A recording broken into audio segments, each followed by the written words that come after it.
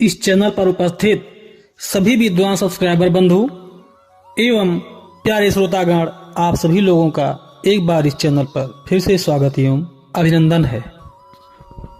श्रवण कुमार के माता पिता पूर्व जन्म में कौन थे और उनको किस श्राप से अंधा होना पड़ा, और श्रवण कुमार की पत्नी पूर्व जन्म में कौन थी, ये सारा प्रसंग आप सुनेंगे इस चैनल के माध्यम से।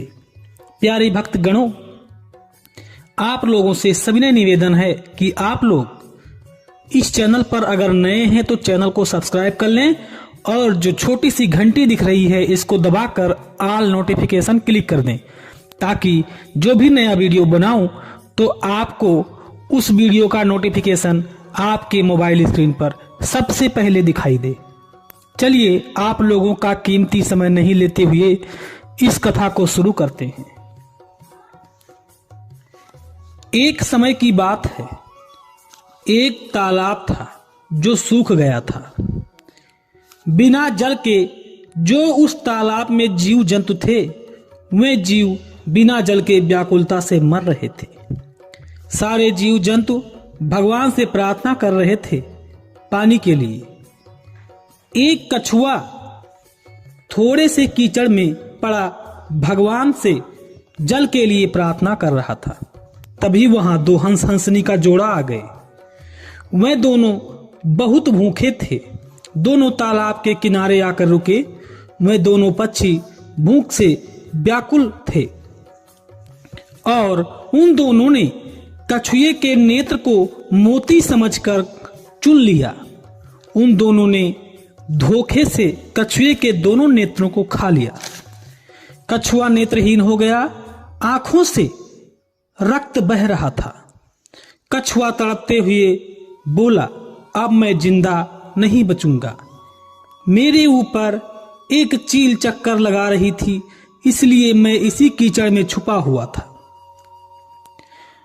उसी समय उसके ऊपर एक चील उड़ रही थी कि जैसे हंस हंसनी यहां से जाएं, उसी समय मैं कछुए का शिकार कर लूंगी। कछुए को तड़पते हुए देखकर हंस हंसनी बहुत दुखी हुई और बोले, भैया भूल हो गई हमसे।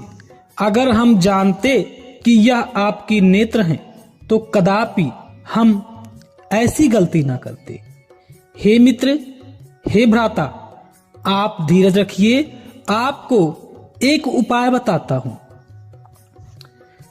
उन दोनों हंस हंसनी ने एक लकड़ी लिया और उस लकड़ी को कछुए को देकर कहा कि आप अपने मुख में इस लकड़ी को दबा लीजिए और मैं आपको आकाश मार्ग से उड़ते हुए ले चल के एक समुद्र में छोड़ दूंगा, जिसमें आपके ऊपर से चील का खतरा भी खत्म हो जाएगा और आप जो पानी के लिए प्रभु से प्रार्थना कर रहे थे उसका भी निवारण हो जाएगा और आप जीवित बच जाएंगे।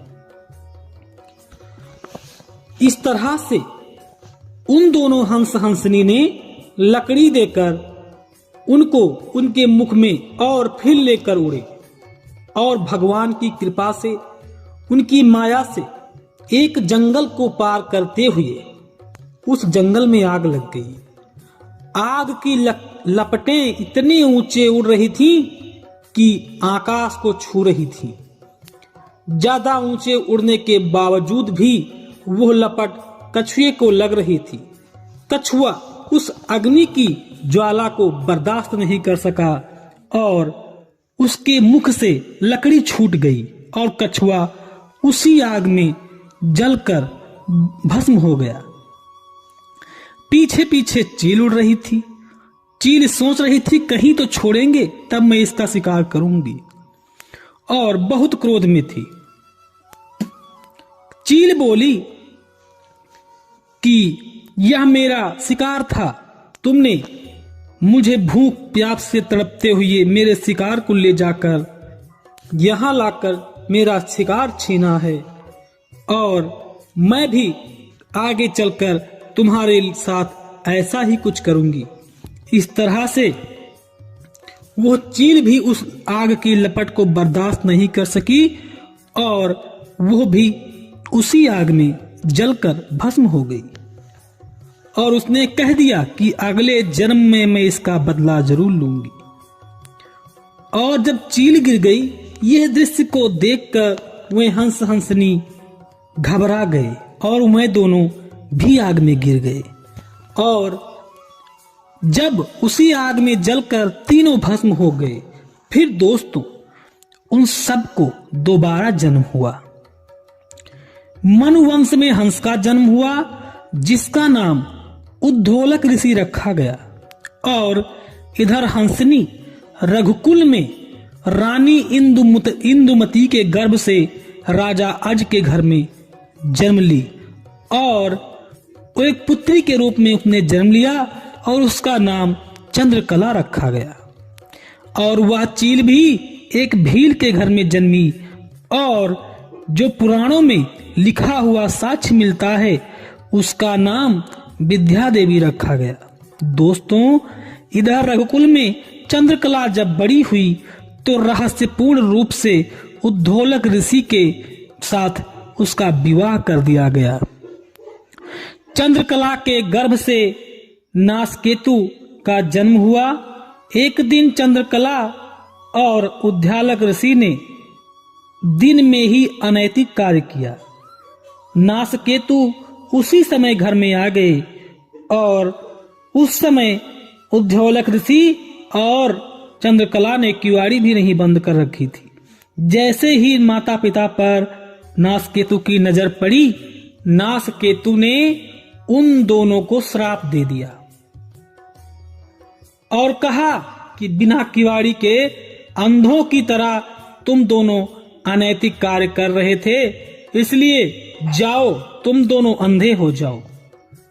और श्राप देकर नासकेतु जंगल में तपस्या करने चले गए। दोस्तों, ध्यान रहे, ये नासकेतु वही कछुआ थे जिसके दोनों नेत्र हंस हंसनी ने निकाल लिए थे। श्रोतागणों, समय बीतता गया और उन दोनों अंधी और अंधों के यहाँ एक पुत्र की प्राप्ति हुई और उसका नाम श्रवण कुमार रखा गया। दोस्तों, जब श्रवण कुमार बड़ा हुआ तो दैव योग से श्रवण कुमार का विवाह उसी भील की कन्या विद्या देवी से कर दी गई। विद्या देवी पूर्व जन्म में चील थी। विद्या देवी एक सुंदर युवती थी और श्रवण कुमार की सेवा मन लगाकर करती थी और श्रवण कुमार बहुत प्यार करते थे विद्या देवी से। लेकिन एक दिन विद्या देवी ने एक ऐसा कार्य किया जिससे हृदय कांप उठा। वह एक कुम्हार के घर गई और उसने एक ऐसा बर्तन बनवाया कि बर्तन देखने में एक जैसा था, लेकिन उसमें दो जगह अलग अलग कर दिया गया और उसी दो अलग अलग खानों में वह रोजाना भोजन बनाती थी। तो एक खाने को स्वादिष्ट भोजन और उसी बर्तन के दूसरे जगह में कड़वा और मिर्च भरा भोजन बनाती थी और रोज डेली वो श्रवण कुमार के माता पिता को देती थी और श्रवण कुमार को स्वादिष्ट भोजन खिलाती थी। एक दिन श्रवण कुमार अचानक अपने घर आ गए। भोजन विद्या देवी परोस रही थी और गलती से थाली जो श्रवण कुमार को देना था वो उनके पिता उद्धोलक ऋषि के पास चली गई और जो उद्धोलक ऋषि को देना था वो श्रवण कुमार के पास चली आई। दोस्तों, समय की गति बहुत न्यारी होती है। जब श्रवण कुमार भोजन कर रहे थे तो श्रवण कुमार उस भोजन को करते हुए उनकी आंखें आंसुओं से भर गईं और मारे क्रोध के आंखें लाल हो गईं। फिर श्रवण कुमार ने अपने माता पिता से पूछा कि पिताजी, क्या ऐसे ही भोजन आप रोज खाते हैं? तो श्रवण कुमार के माता पिता बोले कि बेटा, ऐसे ही भोजन मुझे रोज मिलता है, मैं कभी आज जैसा स्वादिष्ट भोजन कभी नहीं खाया। इससे श्रवण कुमार ने अपनी पत्नी को वहीं पर भला बुरा कहा और कहा, तुम मेरी नजर से हट जाओ मैं अपने माता पिता को तीर्थ यात्रा कराने लेकर जा रहा हूं और आज के बाद मैं तुम्हें अपना मुंह नहीं दिखाऊंगा। दोस्तों, इस तरह से श्रवण कुमार ने एक बांस का लकड़ी लाकर और 2 पलड़े टाइप के कांवर बनाए, उसमें अपने माता पिता को बिठाया और लेकर कांवर चल दिए। इधर विद्या देवी पैरों में लिपट गई और क्षमा मांगने लगी। तब भी श्रवण कुमार ने उसकी बात को ध्यान नहीं दिया और उसको ठुकरा कर लेकर अपने माता पिता को यात्रा कराने के लिए चल दिए। प्यारे श्रोतागण, उस समय जब श्रवण कुमार लेकर जा रहे थे तो उन्होंने कई तीर्थ यात्राएं करवाई और सारी यात्रा करने के बाद एक नंदन वन पड़ता है जो अयोध्या के समीप में था। प्यारे भक्तगण, वही नंदन वन में श्रवण कुमार रुके और माता पिता उनके प्यास से व्याकुल थे। वहां पर सरयू नदी बह रही थी। तो माता पिता ने आदेश किया कि पुत्र जाकर पानी ले आओ। रात्रि का समय था। एक शेर किसानों को आकर खा लिया करता था। तो प्रजा ने दुखी होकर राजा दशरथ के यहाँ गुहार लगाई और कहा कि महाराज, जब आपकी प्रजा दुखी है और प्रजा ही सुख से नहीं रहेगी तो राजा किस काम का।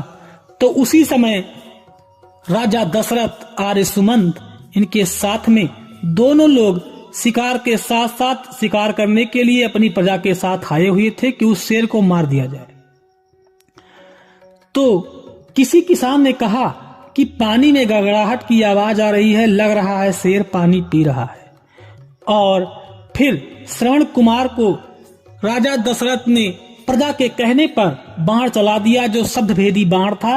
आकर वही शब्दभेदी बाण श्रवण कुमार के हृदय से लगा और वो मारे पीड़ा के कराहने लगे। जोर से आवाज आई तो दौड़कर राजा दशरथ आए। उन्होंने कहा, क्या पाप कर दिया मैंने। फिर राजा दशरथ ने पूछा कि मुझे क्षमा कर दीजिए, आपको मैंने नहीं देखा और गलती से बाण चल गया। श्रवण कुमार ने कहा कि आपने गलती से बाण चलाया है, ऐसा तो हो नहीं सकता। फिर कहा कि अगर आपने गलती की है तो जाइए, मैं तो मर रहा हूं, मैं आपको कुछ नहीं कहूंगा, मैं क्षमा करता हूं। फिर राजा दशरथ ने पूछा कि आप किसके पुत्र हैं। तो उन्होंने कहा, मेरे पिता का नाम उद्धोलक ऋषि और मेरी माता का नाम चंद्रकला है। तो राजा दशरथ ने कहा, हाय विधि का लेख, मैंने अपने ही बहन के पुत्र को मार दिया। जब श्रवण कुमार ने सुना कि राजा दशरथ रिश्ते में उनके मामा हैं तो श्रवण कुमार दुख से व्याकुल थे। इसके बावजूद उन्होंने समझाया कि विधि का विधान था और ऐसा होना था। मामा जी, आपने गलती किया, लेकिन चलिए मैं क्षमा कर देता हूं। आप जाकर अपने उन्हीं जीजा और बहन को पानी पिला दीजिए, वो मेरे प्रिय माता पिता हैं और प्यास से व्याकुल हैं, कृपा कीजिए। ऐसा कहकर श्रवण कुमार ने वहीं अपने प्राण को त्याग दिया। महाराज दशरथ जल लेकर अब उन्हीं दोनों अंधी अंधा के पास गए और उनके पैरों की आहट को सुनकर वो समझ गए कि कोई आया है।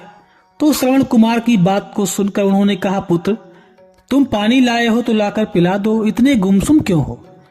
राजा दशरथ सोच रहे थे कि मैं क्या कहूंगा, क्या कहूं क्या ना कहूं। लाकर पानी जैसे हाथ में देने लगे तो उद्धोलक ऋषि तपस्या करते थे, तुरंत जान गए कि ये मेरे श्रवण कुमार का हाथ से पानी नहीं मिला है, ये कोई दूसरा है। फिर उद्धोलक ऋषि ने कहा, जल्दी से अपना नाम बताओ, नहीं तो मैं तुम्हें श्राप दे दूंगा। महाराज दशरथ ने कहा, मैं आपका साला हूं रिश्ते में और मुझसे भूल हो गई। कहा, कौन। कहा, मैं राजा दशरथ अयोध्या का राजा हूं और इस समय आप अयोध्या की भूमि पर हैं। उद्धोलक ऋषि ने कहा, मेरा एक ही पुत्र था और तुमने बहुत बड़ा अनैतिक कार्य किया है। जाओ, मैं तुम्हें श्राप देता हूं कि मैं दोनों अंधी अंधा जो मुझे कुछ नहीं दिखता है, मेरे दोनों आंखों के तारों को तुमने छीन लिया, क्योंकि श्रवण कुमार मेरे आंख थे। और जैसे मेरा पुत्र मरा है, मैं बिना पुत्र के जीवित नहीं रह सकता, इसलिए मैं भी अपने प्राण को यहीं पर त्याग करता हूँ। और मैं तुम्हें श्राप देता हूँ कि जिस तरह से मैं पुत्र के वियोग में मर रहा हूँ, ऐसे ही तुम भी पुत्र के वियोग में तड़प तड़प कर मरोगे। राजा दशरथ की कोई संतान नहीं थी, उनके 3 रानियां थी। राजा दशरथ बहुत दुखी हुए और उन दोनों अंधी अंधों ने वहीं पर प्राण त्याग दिया। लेकिन राजा दशरथ को एक हर्ष भी हुआ कि जब मुझे संतान ही नहीं है, मुझे निसंतान होने को ऐसा बताया गया है, गुरु ने भी बता दिया कि आप निसंतान रहेंगे, फिर भी अगर उन्होंने पुत्र वियोग में कहा है तो पुत्र जरूर होगा। एक खुशी और एक दुख लेकर घर आए थे। प्यारे भक्तों, श्रोतागणों, यह थी कथा श्रवण कुमार की कि रिश्ते में आखिर श्रवण कुमार के माता पिता किस तरह से राजा दशरथ के जीजा और बहन उनके दोनों और श्रवण कुमार उनके रिश्ते में भांजे लगते थे। प्यारे भक्तों, इस कथा को मैंने बहुत खोज किया है और आपके सामने प्रस्तुत किया है। आप लोगों को अगर यह कथा अच्छी लगी हो तो कृपया वीडियो को लाइक करें और चैनल पर नए हैं तो सब्सक्राइब कर लें और कमेंट में जय श्री राम जरूर लिखें। दोस्तों, हो सकता है कुछ विद्वान यहाँ पर टिप्पणी करें कि आखिर इस तरह से कथा आपने कैसे सुनाया है। दोस्तों, आपको बता दें, तुलसीदास जी ने लिखा है, हरि अनंत हरि कथा अनंता, कहीं सुनहि बहु विधि सब संता। कल्प भेद हरि चरित सुहाए, भांति अनेक मुनि सन गाए। स्वयं तुलसीदास जी ने कह दिया है कि भगवान श्री राम की कथाओं का वर्णन हम किसी एक किताब से नहीं कर सकते। ये अनंत हैं और इनकी अलग अलग कथाएं भी मिलती हैं, जो स्वयं ऋषि मुनियों ने भी अलग अलग कथाओं को अलग अलग माध्यम से गाया है। आपने स्वयं रामायण में पढ़ा होगा, जिसमें भगवान श्री राम के 4 जन्मों का स्वयं तुलसीदास जी ने बालकांड में ही लिख दिया है।